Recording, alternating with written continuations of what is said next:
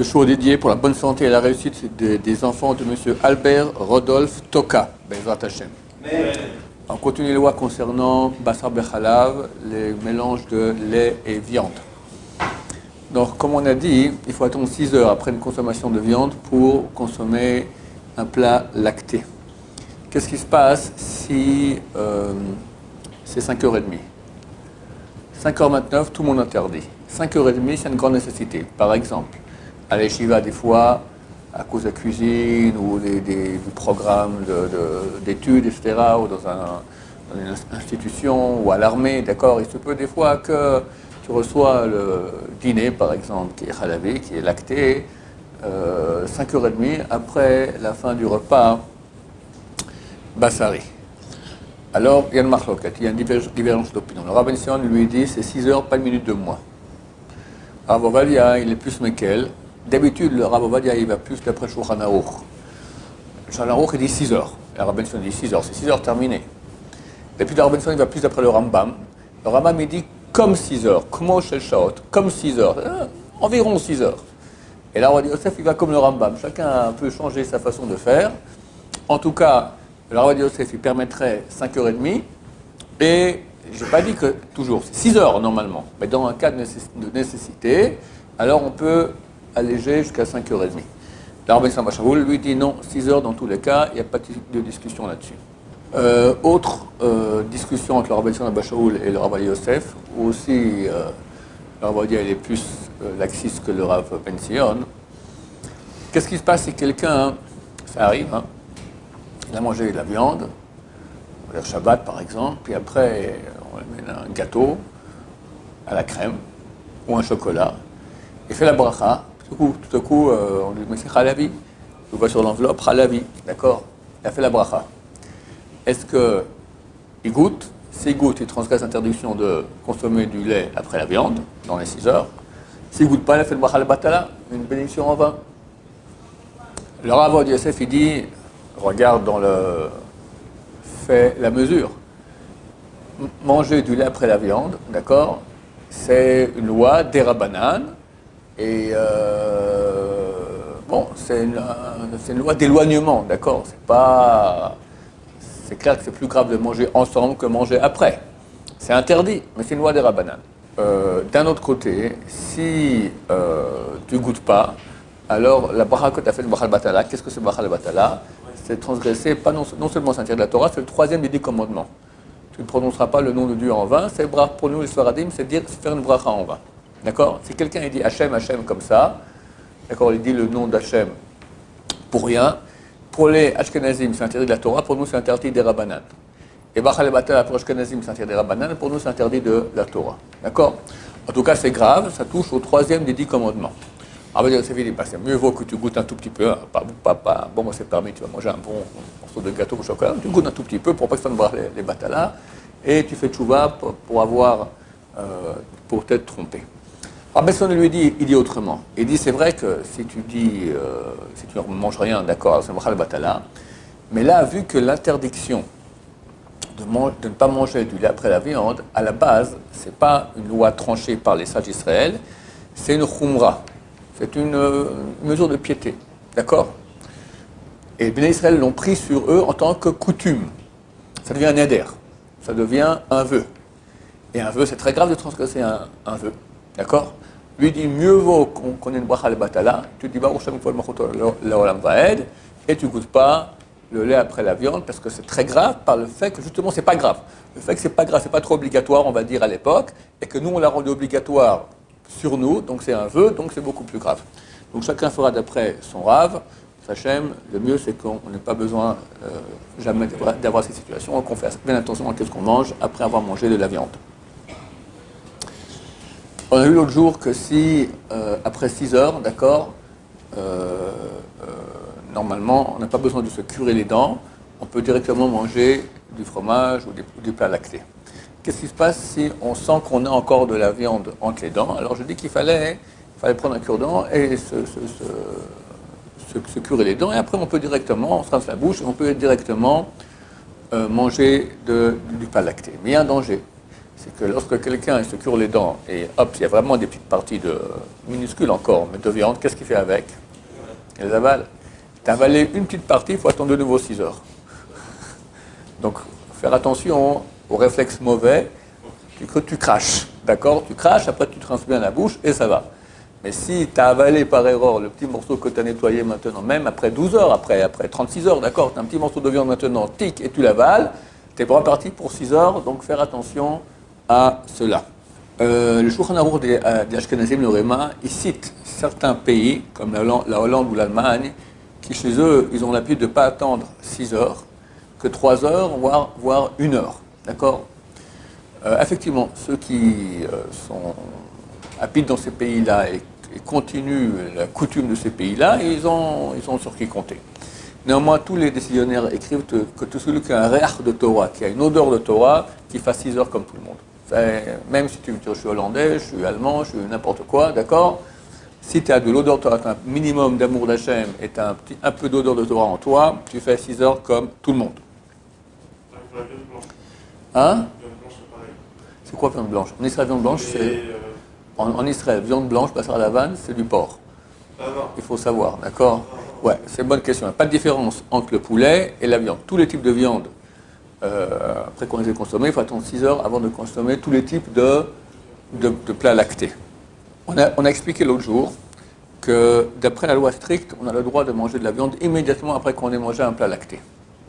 Néanmoins, il faut se faire 3 choses. Il faut se laver les mains, il faut se rincer la bouche et il faut manger quelque chose qui n'est pas de la verdure, qui n'est pas de la farine et pas des dattes. Tout cela, c'est si on veut manger la viande directement après la consommation de lait. Mais s'il y a déjà 1 heure qui est passée, tu as mangé, je ne sais pas, un gruyère, d'accord, du fromage, n'importe quoi, un yogourt, et 1 heure est passée, tu n'as pas besoin de faire tout cela. Après 1 heure, déjà, directement, tu peux manger la viande sans aucun problème, sans faire aucun nettoyage, ni des mains, ni de la bouche. Je rappelle que c'est bien, il y a une khumra, d'après le Zohar, d'attendre une demi-heure ou 1 heure entre les deux. Surtout si la viande, le fromage qu'on a mangé était un fromage dur. Mais du point de vue de la loi stricte, on peut directement après, 10 secondes après qu'on ait fait les 3 opérations de nettoyage dont j'ai parlé. Ok, je vous dis ici une halakha du Rav Ben Abba Shaul, 2 halakhot qui sont extrêmement choquantes, mais bon, un grand de la Torah a quand même dit cela. Choquant parce que c'est très laxiste. Il semblerait que c'est laxiste. Voilà. Du point de vue de la halakha, le Shulchan Aruch, il dit que si quelqu'un a mangé un plat carné sans viande, ça veut dire, il y avait maintenant, je ne sais pas, une daf par exemple, d'accord? Pendant des heures, elle mijote avec la viande, des patates, des pois chiches, etc. Et toi, tu as mangé de tout ce qu'il y a, sans manger la viande. D'accord? Le point de vue Shulchan Aruch, pas besoin d'attendre 6 heures. Mais, tous les décisionnaires déjà, il y a 400, 500 ans, ils ont dit, on ne fait pas de différence. Tout ce qui vient d'un plat de viande, on a mangé, on attend 6 heures, même si tu n'as pas mangé la viande. Après ça, il dit, oui, mais, ça, c'est si c'était de la viande qui était grasse. Mais si maintenant, quelqu'un, il a goûté, on va dire, une soupe, par exemple, dans laquelle il y avait un morceau de viande, et ce n'était pas une viande qui était grasse, une viande qui était maigre, de la viande maigre, d'accord, sans graisse, alors M. Bachelot dit qu'il suffit d'attendre 1 heure. Tu attends 1 heure et tu peux consommer. Et idem, il dit les œufs dans le chamin, les œufs dans la daf, d'accord? Tu as mis maintenant, pendant quelques bonnes heures, les œufs se sont cuits dans la daf. Il dit, tu as mangé un œuf, si la coquille restait intacte, d'accord, des fois elle se fondit un peu, mais si la pâte est fondillée, vu que c'était pas en contact avec la viande elle-même, 1 heure de temps, ça suffit. Après 1 heure que tu as mangé les œufs de la daf, pas la daf elle-même, la daf, j'ai dit, il faut attendre 6 heures, terminé, les postes qu'ils vous ont dit déjà. Mais si maintenant, tu n'as mangé que les œufs de la daf, tu peux après déjà 1 heure manger ton chocolat, Khalavi. Dans le même sens, le Rabbeinu dit aussi, il dit l'exemple suivant, tu as frit des saucisses maigres, pas grasses, dans de l'huile. D'après maintenant, tu veux faire des chips, d'accord? Alors maintenant, tu n'as pas mangé les saucisses, mais tu as mangé les chips. Est-ce qu'il faut attendre après la consommation des chips? Il faut attendre 6 heures? Il dit non, 1 heure ça suffit aussi. D'accord? Si c'est des saucisses qui étaient maigres, comme je dis. C'est ça la question. Qu'est-ce qui est maigre? Qu'est-ce qui est gras? Ok. Il est obligatoire, quand on a mangé sur une table un plat halavi, sur une nappe, d'accord? Il faut changer la nappe et mettre une autre nappe qu'on utilisera pour le bassari. Beaucoup de gens ne font pas attention à cela parce qu'ils sont paresseux, c'est casse-pied de changer les nappes, mais il faut le faire. S'il n'y a pas de nappe, c'est comme ça directement sur la table et c'est propre, ça va. Tu passes un chiffon, c'est bon. Mais la nappe, vu que c'est en tissu ou en tissu synthétique, d'accord, il y a des fois des petits miettes, des petites choses comme ça. Toi, tu poses ta fourchette, tu poses ton pain, tu poses même un morceau qui est tombé, tu reprends. Un morceau de viande qui est tombé, puis j'en mets un petit morceau de fromage là-bas et hop, tu consommes de la viande mélangée à du fromage, à Dieu ne plaise. Les enfants. Dès quel âge les enfants doivent-ils attendre un certain temps après avoir mangé de la viande pour manger un plat lacté? La coutume est la suivante. D'abord, c'est très flou. D'accord? C'est très flou. Du point de vue de la loi stricte, vraiment, pas besoin d'attendre beaucoup, jusqu'à l'âge de 13 ans. Mais néanmoins, il y a une mitzvah de chinour, d'éducation, pour qu'ils apprennent à attendre aussi un peu. Dans tous les cas, si maintenant un enfant il a mangé un plat de viande, et il n'en veut pas, il n'a même pas mangé, il a goûté un peu, il dit je veux pas, et il n'y a rien d'autre qu'à manger, il veut quelque chose qui est halavi, alors ou la femme pendant 1 ou 2 heures après il mange le halavi, ou il mange tout de suite, il mange tout de suite. On ne va pas affamer les enfants. S'il pleure parce qu'il mange un gâteau, un chocolat halavi après qu'il a mangé un plat de viande, là on peut le faire attendre parce que ce n'est pas nécessaire pour sa santé le chocolat. Il peut pleurer, on s'en fout qu'il pleure, d'accord? Mais on parle maintenant, si le pauvre il n'a pas mangé, d'accord, le plat de viande n'allait pas, ou il n'a pas supporté, ou je ne sais pas, il ne veut pas, d'accord? Maintenant, tout ce qu'il a mangé, c'est du halavi. Alors on laisse souffrir, donc tu attendras 2 heures, le pauvre il a faim, d'accord? Ce n'est pas un adulte qui peut attendre. On lui donne à manger de halavi tout de suite. Dans les cas normaux, la coutume est la suivante. Il y a 2 façons de faire, la façon plus cool, la façon plus dure. La façon plus cool. On n'attend presque pas de temps depuis qu'il est bébé jusqu'à l'âge de 5-6 ans. À 5-6 ans, qu'on appelle Gil Chinour, l'âge d'éducation, on commence à le faire attendre 3 heures. Comme ça jusqu'à l'âge de 9 ans. À 9 ans, on commence à rajouter quelques heures pour l'habituer lentement, à arriver à 13 ans, où là, il doit attendre les 6 heures. Donc on peut rajouter 10 ans, 4 heures, 11 ans, 5 heures, 12 ans, 6 heures. On va de façon progressive, ça dépend aussi à quel point l'enfant il est fort ou il est faible, etc. Ça, c'est la façon plus cool de faire. La façon plus mahmir, plus dure, jusqu'à l'âge de 1 an, rien, on n'attend pas du tout. Dès l'âge de 1 an, on le fait attendre une demi-heure ou 1 heure. À l'âge de 2 ans, on le fait attendre 2 heures. De 3 ans à 9 ans, on le fait attendre 3 heures. Et après, comme je dis, progressivement, on le fait arriver jusqu'à un peu avant l'âge de 13 ans, à 6 heures. Quelqu'un qui est malade, il peut manger déjà du lait après de la viande en attendant que 3 heures. Pardon? Même pas malade grave, malade un peu déjà. Ah, même un rhume, c'est pas malade.